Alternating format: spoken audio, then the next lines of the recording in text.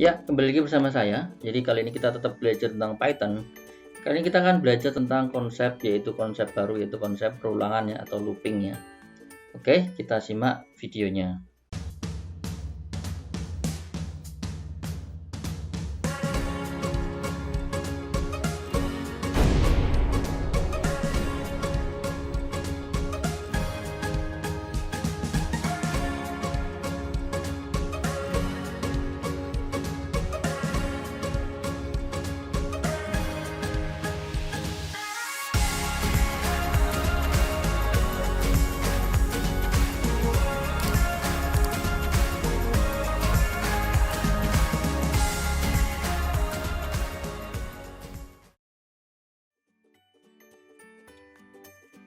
Ya, jadi di sini mungkin saya akan awali dengan bahwa looping itu salah satu hal yang penting ya dalam dunia pemrograman, baik itu Python maupun bahasa pemrograman yang lain. Jadi di sini saya sampaikan ulang bahwa teknik looping adalah salah satu core dari pemrograman. Selain sebelumnya mungkin Anda sudah lihat video-video tentang if else ya. Jadi selain if else, Anda nanti harus pahami dengan baik yang namanya looping ya, atau perulangan. Dengan dua hal ini Anda bilang udah menjadi seorang yang mahir ya, mahir memahami bahasa pemrograman dan bagaimana cara menggunakan bahasa pemrogramannya. Jadi pahamilah dengan baik bagaimana cara menggunakan loopingnya. Oke, di sini contoh ilustrasi ya. Ilustrasi misalnya di sini ada sebuah gambar. Di sini ada ilustrasi, ada gambar di mana misalnya di sini adalah Anda diminta untuk menuliskan kalimat yang sama secara berulang-ulang ya. Mungkin di sini dicontohkan mungkin karena Anda sedang dihukum ya. Oke, dicontohkan di sini mungkin adalah sedang dihukum, I will do my homework. Jadi ini diulang-ulang terus.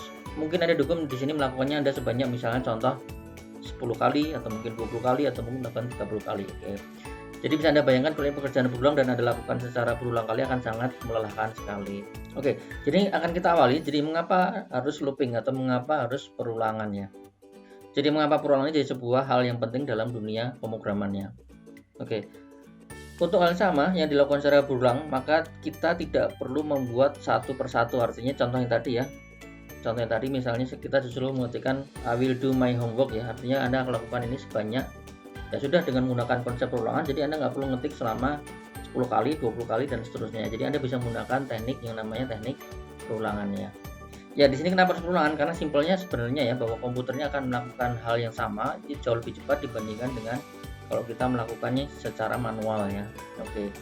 Jadi komputer di sini akan melakukan hal yang sama secara berulang dengan lebih cepat, terutama melakukan hal yang sama dan apalagi dengan rule yang sudah terdefinisi dengan jelas ya. Ya kita contohkan ya, kita contohkan contoh yang tadi ya. Oke. Kita contohkan langsung menggunakan VS Code.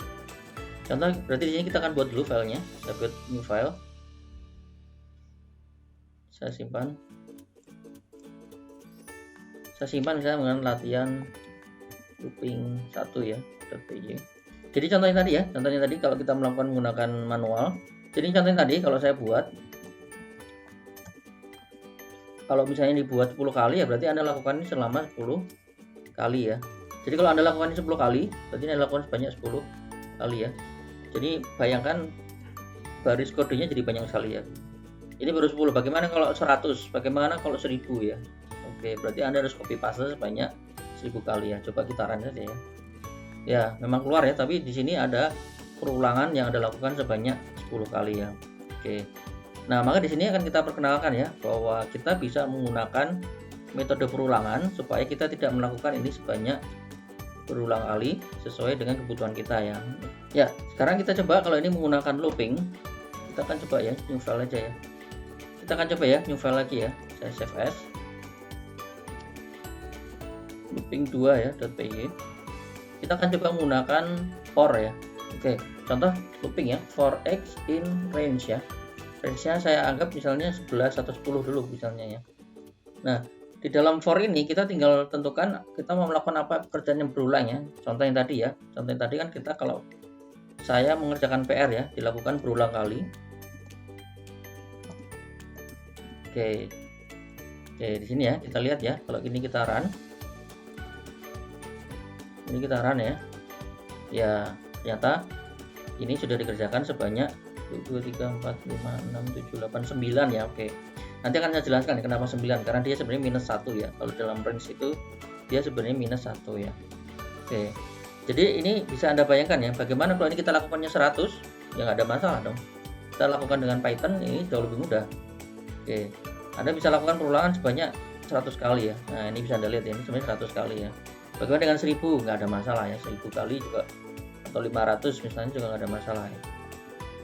Ini kita Anda run.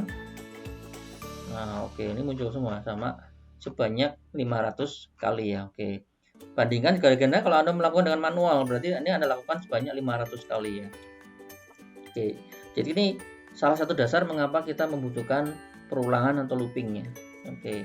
Jadi kita sangat sederhana sekali. Jadi kita hanya menentukan di dalam loopnya mau mengerjakan apa. Nah, di sini ya. Dan seberapa banyak loopingnya. Jadi mau di looping seberapa banyak ya. Jadi saya ulang kembali. Pekerjaan apa yang ingin dilakukan hal yang sama.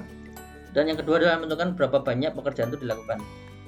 Jadi saya ulang kembali di sini bahwa maka saya sampaikan bahwa dengan perulangan ini komputer akan lebih cepat melakukan hal yang sama ya ketika rule-nya sudah terdefinisi dengan jelas ya. Contoh rule di sini adalah kita tidak menggunakan rule yang susah ya, kita hanya melakukan print apa ya, dan print itu dilakukan secara berulang-ulang. Oke, kita lanjut dengan contohnya agak lebih dalam sedikit ya. Contoh misalnya, sebagai manusia Anda disuruh membuat deret angka sebagai berikut ya.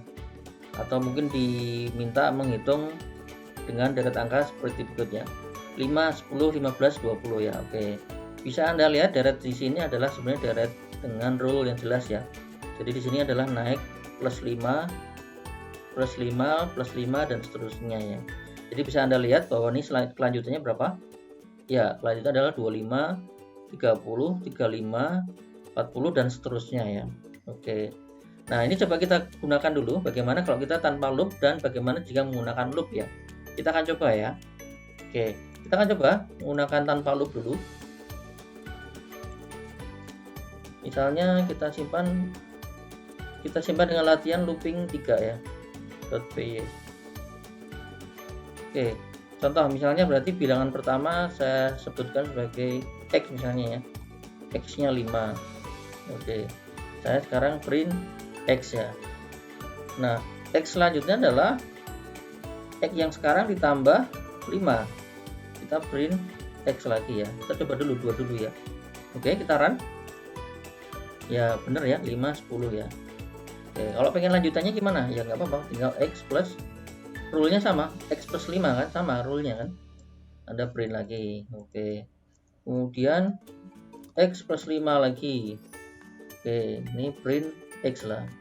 Oke, kita coba run. Oke, kita lihat hasilnya. Nah, berhasil ya. Oke. Cuman bisa Anda lihat di sini ya. Berarti bagaimana kalau pengen melakukannya 10 kali misalnya deretnya sampai 10 atau bahkan deretnya sampai 100. Nah, di sini power dari atau kekuatan dari sebuah looping ya atau perulangan. Jadi kita nggak perlu melakukan hal yang sama ini berulang kali ya. Oke, kita coba ya bagaimana kalau menggunakan looping ya. Tadi looping menggunakan for dulu ya, menggunakan for. Oke. Kita buat satu file lagi. Saya save as latihan looping 4.py ya. Oke. Kita coba menggunakan cara yang sama. Jadi di sini ya, for x in range. Jadi di sini. Nah, gimana cara menggunakannya? Ini mungkin agak sedikit mikir ya. Ini nanti kita akan coba dulu. Jadi tidak langsung menggunakan ini. Coba kita print X dulu ya. Kalau yang sebelumnya hanya print string, sekarang coba kita print X ya. Kita lihat apa yang terjadi kalau seperti ini. Kita kok run. Nah, yang terjadi ini mungkin saya jelaskan ya bahwa di sini adalah range dari 1 sampai 9. Jadi dia nge-looping untuk menghitung diulang dari 1 sampai sebanyak 9 kali. Nah, jadi ini saya sampaikan ini dikurangi 1 ya. Jadi kalau saya tentukan 10, ini bedanya dengan bahasa pemrograman yang lain ya. Kalau di sini tentukan 10, berarti dia hanya sampai 9. Jadi kalau pengen 10, berarti ini 11. Coba kita run. Oke, sudah jalan ya. Nah, sekarang bagaimana kalau pengen membangun logika yang tadi? Agak sedikit kita mikir sedikit ya. Oke, gimana caranya kira-kira? Ya, caranya bisa menggunakan yang namanya nanti kita simpan hasilnya dulu dalam sebuah variabel penampung istilah saya. Oke. Hal yang pertama adalah Anda menentukan sebuah variabel dulu ya, variabel penampung. Saya kasih nama Z. Nilai awalnya atau sheet-nya adalah 5 ya. Jadi nilai awalnya 5. Dan kemudian sini kalau logikanya atau rules-nya ya bahwa Z sekarang adalah set yang sebelumnya ditambah 5. Kan rule-nya tadi seperti itu ya. Kemudian yang di sini adalah print-nya adalah print Z ya. Oke, jadi ada bedakan ya. Kalau ini variabel iteratornya diiterasi sebanyak 10 kali, sedangkan Z ini adalah variabel penampungnya ya. Oke, kita coba run hasilnya. Ya, hasilnya sudah benar ya. Oke. Nah, ini kenapa mulainya 10? Tadi karena saya seednya 5 ya. Oke, 10, 15, 20, 30, 35, 40 sampai 60 ya. Oke, kalau pengen dari 5, berarti ini seednya adalah dari 0 ya. Oke. Kemudian kita coba run lagi. Oke. Nah, sekarang bisa ya kelihatannya. 5, 10, 15, 20, 25 sampai 55. Jadi bisa Anda bayangkan bagaimana kalau ini ada 100. Misalnya kita bikin deretnya sampai 100 kali ya. Oke, dengan komputer ini sangat mudah sekali ya ini dilakukan ya. Ini kita run. Nah, benar kan ya? Ini berarti bisa Anda lihat ini kelihatan dari 5 dan seterusnya sampai 100 kali ya. Jadi di sini Anda sudah mulai paham bagaimana apa itu perulangannya. Oke. Ya, jadi ini saya ulang kembali bahwa dengan menggunakan komputasi, hal tersebut dapat dilakukan dengan mudah dan cepat karena akan melakukan hal sama, yaitu melakukan dengan rule penjumlahan 5 ya, karena rule-nya seperti itu ya. Ya, jadi di sini saya jelaskan bahwa di Python itu ada dua teknik yang menggunakan looping ya. Yang tadi Anda coba itu adalah menggunakan for ya. Yaitu sebenarnya ini boleh saya sebut sebagai looping dengan urutan tertentu dan terbatas. Ada terbatas, kita tentukan loopingnya berapa banyak. Tadi kan sudah dicontohkan ya, 1 sampai 10. 1 sampai 100 misalnya ya, 1 sampai 1000. Berarti kan terbatas dan tertentu ya, urutannya sudah jelas ya. Tapi ada juga nanti adalah teknik looping menggunakan syarat atau logika ya, yaitu adalah menggunakan while ya. Oke, sebenarnya nanti dalam beberapa hal kita bisa menggunakan hal yang sama, tetapi dengan sedikit-sedikit kita modif sedikit ya. Oke, jadi ketika tadi Anda sudah belajar menggunakan for, kita akan coba bagaimana cara menggunakan while ya sekarang ya. Oke, sini saya buat file lagi. Saya kasih nama latihan looping 5 ya. Oke. Nah, kita akan belajar dulu membuat yang tadi, membuat deret angka tetapi menggunakan while ya. Oke. Ini agak sedikit tricky, agak sedikit berbeda ya. Jadi caranya begini ya. Oke, jadi while itu kurang lebih dia menggunakan konsep mirip seperti di if ya. Jadi ada syaratnya. Jadi contoh misalnya kita menggunakan saya menggunakan indeksnya dulu ya. Indeksnya berawal dari 0 ya. Oke. Di sini kita punya syarat bahwa while i kurang dari 10 misalnya ya. Oke. Artinya apa? Selama nilai i-nya kurang dari 10, di sini dia akan do something ya. Akan melakukan do something seterusnya ya. Artinya selama i-nya masih kurang dari 10, dia lakukan terus berulang-ulang. Selama syaratnya masih terpenuhi, dia akan melakukan hal yang sama terus ya. Oke. Jadi supaya ini kita mencapai syaratnya, berarti i-nya harus kita naikkan dong ya, supaya kalau nggak kita naikkan nanti terjadi adalah infinite loop ya. Nah, infinite loop itu artinya loop tak berhingga ya. Artinya ini nanti program jadi semacam kayak hang ya, semacam hang karena dia ngeloop terus ya. Oke, kita coba dulu ya. Jadi di sini contohnya bahwa i-nya saya naikkan satu per satu, misalnya di sini i plus 1. Ini artinya apa? Bahwa i yang sekarang dinaikkan plus 1 ya, i plus 1. Oke. Kemudian di sini adalah print i ya. Oke, ini maaf nih salah ya. Do something-nya ganti gini ya. Oke. Jadi kurang lebih seperti ini. Oke, kita coba.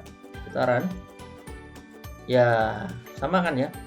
1 2 3 4 5 6 7 8 9 10. Jadi logikanya ada di sini sebenarnya. Intinya ada di sini. Oke. Karena di sini adalah bagaimana kita menaikkannya satu per satu, i plus 1. Bagaimana kalau diganti 2? Ya tidak ada masalah. Kalau diganti 2 ya ini adalah i plus 2 ya. Ya oke, bagaimana kalau ini ganti 2? Nah, kita coba cek ya. Ya, yang terjadi seperti ini ya. Bisa Anda lihat, sekarang lompatnya bukan plus 1 lagi, tapi lompat 22. Nah, kenapa ini lebih dikit? Karena di sini aturannya lihat ya, lihat Anda aturannya ya. Aturannya adalah i kurang dari 10. Artinya kalau i-nya sudah kurang dari 10, berarti dia tidak akan dilanjutkan atau loopingnya berhenti ya. Jadi loopingnya bersyarat, kurang lebih seperti itu. Ya, jadi demikian mungkin ini sebatas pengantar dulu ya. Nanti akan di video selanjutnya kita bahas agak sedikit mendetail ya. Bagaimana kita akan membangun beberapa konsep menggunakan perulangan baik while maupun menggunakan for ya. Jadi ini seperti dasar Anda untuk belajar dasar menggunakan Python loopingnya. Jadi nanti akan kita bahas masing-masing memang memiliki kebutuhannya masing-masing, tetapi Anda harus paham dua-duanya. Jadi karena nanti ada kebutuhan di mana Anda harus menggunakan while dan ada kebutuhan bagaimana harus menggunakan for ya. Jadi harus hati-hati dan harus paham kedua-duanya ya.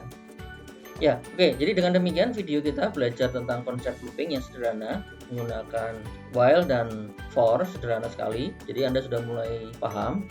Sambil Anda renung-renungkan, sambil dilihat kodenya, bagaimana kode ini berjalan, supaya Anda makin paham bagaimana cara kerja sebuah looping atau perulangannya. Oke, terima kasih Anda sudah melihat videonya. Kita jumpa di video selanjutnya masih terkait dengan looping dan perulangannya. Oke, terima kasih.